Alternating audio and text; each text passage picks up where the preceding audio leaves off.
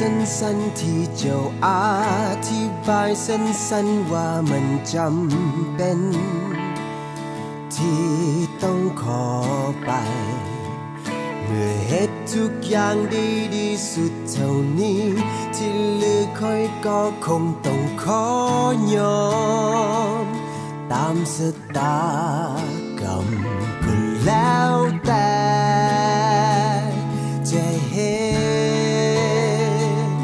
แล้วแต่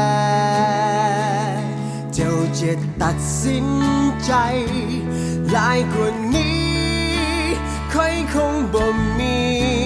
ปัญญาหลายกว่านี้ค่อยคงบ่อาจจะเหตุได้ให้เจ้าลองไปหาสิ่งใหม่ที่มันต้องดีกว่าค่อยที่เหตุได้ที่สุดเท่านี้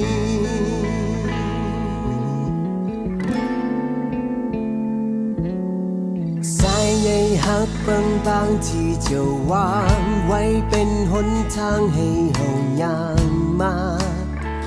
สุดท้ายคือความบ่แน่นอนเจ้าสอนให้ค่อยได้หักจนปักใจ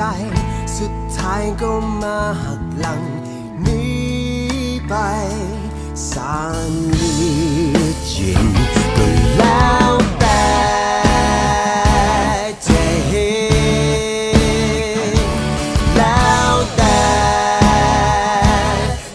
จะตัดสิน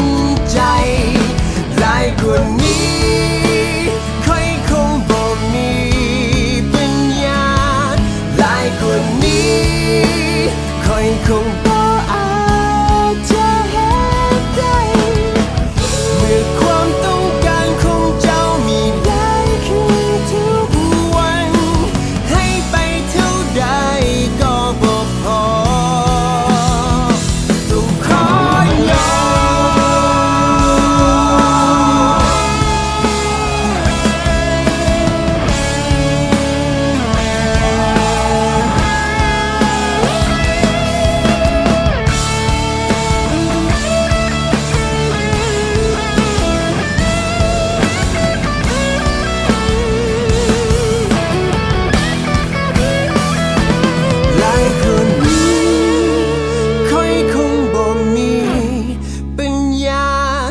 หลายกว่านี้